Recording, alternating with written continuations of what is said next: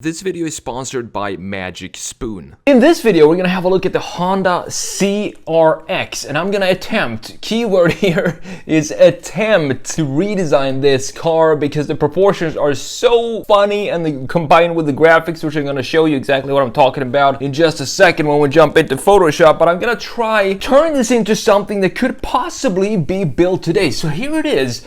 And this is the first generation. I want to show you both generations here. It was one heck of a car to drive. I mean, just look at it. It's a tiny little go-kart and it weighed next to nothing. And what I want to show you here is the design and the proportions of this thing. Because if you look at the greenhouse, it just goes up here and then dips and then just instantly, boom, gets chopped up right there in the rear end. Very vertical chop of the rear end. Interesting design, and it has a special name for it, which we're going to talk about when we go into the redesign. And then going into the second generation right here, it was in production up until 1990 with the Civic Si. It did become a little heavier here on the with the yellow version from 1990. Heavier by today's standard is still a light featherweight car, but it got a lot of improvements to the drivability of this car, and it became even better if you were looking for a proper driver's car. This CRX was definitely it. So what we're gonna do here in this redesign, this is the view we're gonna work with right here. So what I want to do is the typical 80s and 90s graphics, such as the plastic right here, needs to go. All of this, it needs to be body colored. But I think the problem that I'm gonna have here is to how to create the front end and make the front end look like a modernized version of this, because it's such a simple graphic right here. You can see that we have two rectangles basically as headlights, one rectangle down here as an air intake, and then just one black line cutting through it, another couple of rectangles for the lights right here, and kind of like an underbite. If you look at it from a side view, it has almost this underbite because it has this direction of the graphics in the front end looking at it from a side view. So I kind of want to implement something like that. It's gonna be a funky looking front end, I'm pretty sure of that, and this needs to go as well. Maybe make the body color all the way down to this point right here, and of course these wheels, which I kind of like for this era, but it obviously needs to go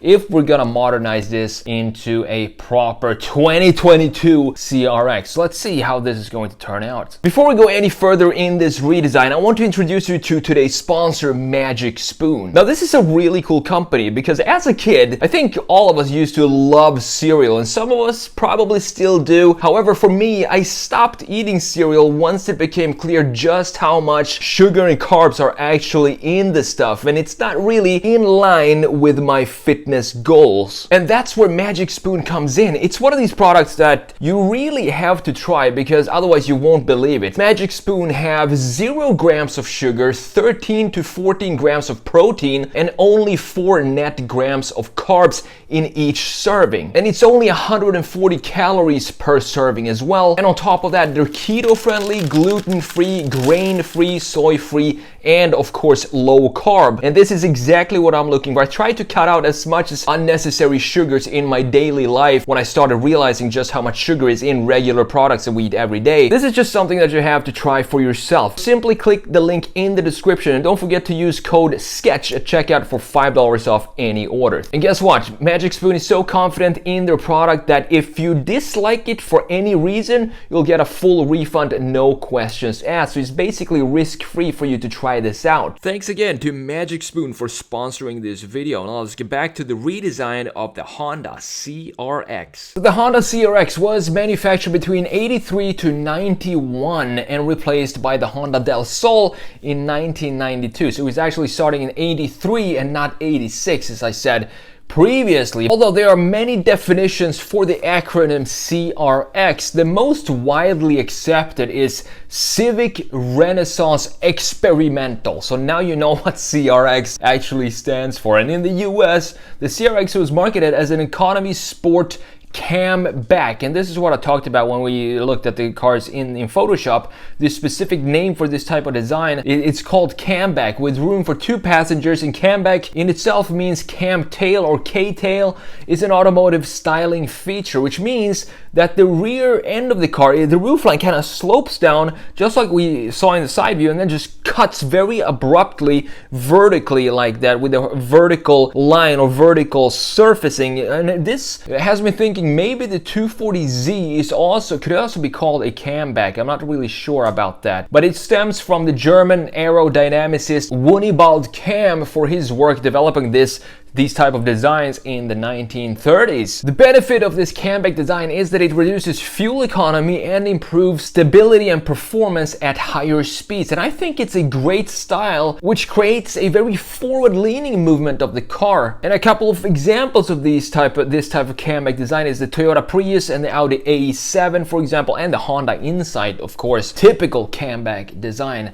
So now back to the CRX here. The European spec CRX received a 130 horsepower engine and a 2+2 seating arrangement. For the 1984 model, Honda introduced an all-new 2-seater that shared the drivetrain with the Civic, but offered unique styling and interior. In North America, the CRX was marketed in 2 versions, economy and sport. The economy model used a new aluminum 1.3-liter engine, and the sport model featured an aluminum 1.5-liter 4-cylinder engine, and it was available in both 5-speed manual or a 3-speed automatic. I would not want to have my CRX as a 3-speed automatic because it's such a driver's car. Of course you gotta go for the 5-speed manual here. The most powerful CRXs were the Japanese SI and the European 1.6-liter model that put out 135 horsepower in the UK spec model and 140 horsepower in the JDM model. North America only had the 1.3 and the 1.5 liters engines available to them.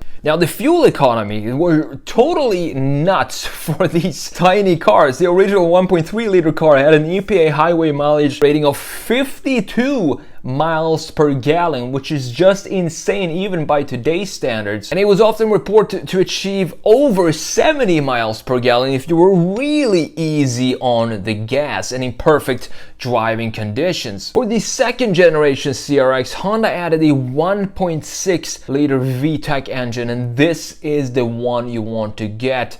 And this went to the lineup outside of North America. Unfortunately, we didn't get it here in the US. This engine provided increased power at higher RPMs while still allowing for a very good fuel economy and better idling at low RPMs. The Vtec produced 150 horsepower now instead of the first generation top model of I think it was 140, and this was in the European model, and 160 for the Vtec model in the JDM model. The way you could distinguish the Vtec CRX from lesser CRXs is, for example, it came with a different hood, and this was all functional since the engine now were taller and required additional hood clearance. Another really cool option at this time for the JDM CRX was the glass roof panel, and this stretched from the top of the windshield and went all the way back to the hatch opening, and this was very unique for this time. And if you can find one of those today, they're very sought after and probably very expensive if they're still in existence and in good condition. The CRX was such a good car and received a number of awards, such as Motor Trend's Import Car of the Year for 1984. It also made Car and Driver magazine's 10 Best list for 1985, and on top of that, the CRX SI was Motor Trend's Import Car of the Year for 1988 as well. And in 1992, of course, Honda Del Sol came along to replace the CRX, and looking at the design, this was a Targa top, the Del Sol, it still looks like a fun, funky car, but something is lacking. It doesn't look as unique and as fun to drive just by looking at it as the CRX, in my opinion. And this is thought of as the third generation CRX because it was simply sold as the Honda CRX in Europe. That was the Del Sol was sold as a CRX in Europe, which is pretty interesting because Honda themselves, they had very different design goals when they designed and engineered the Del Sol. The production of the Del Sol ended in 1997, and with that the era of the CRX was officially over. And now let's jump in and have a look at what's going on with the redesign here. Let me walk you through what's going on and what we're doing. So as I said, the front end was gonna be kind of a struggle here, and this is something that's going to end at the very end here. Is one of these redesigns that I came back to. Thought something was just off in the front end of this CRX, and I wanted to change it a little bit. I wanted to emphasize that underbite that I showed you in the side view of the original CRX, have that be more pronounced and not have it be kind of concave, more convex front end. And that's a tiny little change that isn't recorded, but it is in the final render of the CRX here. Other than that, the side view, I made a redesign of this years ago from the rear view, and that's a redesign that I'm still really happy with. I think that redesign looks really good. The rear view was a lot easier to do than the front view, I have to admit that. And these lines here that I put in the bodywork, those are lines that I think could suit Honda today. If we look at the previous generation Civic and compare it to today's, the 2022 Civic, it's like night and day. They've gone really restrained on their design, which I really like. I thought the previous generation Civic was way too overstyled, and the entire lineup of Honda at that time was way too overstyled. So I want to dial it back, have this funky, weird looking front end that we have on the original CRX in a modern version. So try to figure out how to modernize the headlights and the design inside of the headlights and the lower part of the grille as well. And then of course bring the entire CRX lower to the ground. Maybe add some Type R Civic wheels onto this, could suit this car, and kind of have something interesting going on in the B pillar, not just have to be a black plastic piece that goes in between the front and the rear window. Maybe have it sculpted a little more and make it look like almost like a wing that sticks up from the rest of the bodywork underneath or something like that. Super fun redesign to do. Maybe not my most beautiful design, but looking at the original CRX, to me it's not really a beautiful car in itself. It's a cool look, it's a funky looking car, and I wanted this to be more towards the funky level than the beautiful and elegant looking design in this case for this modernization. And I had a lot of fun doing it, and I kind of think that's what I achieved here with this redesign. Thanks again for the sponsor of this video, Magic Spoon. Don't forget to click the link down below and use code SKETCH at checkout for $5 off any order on their website. Thanks for watching, and I will see you in the next video.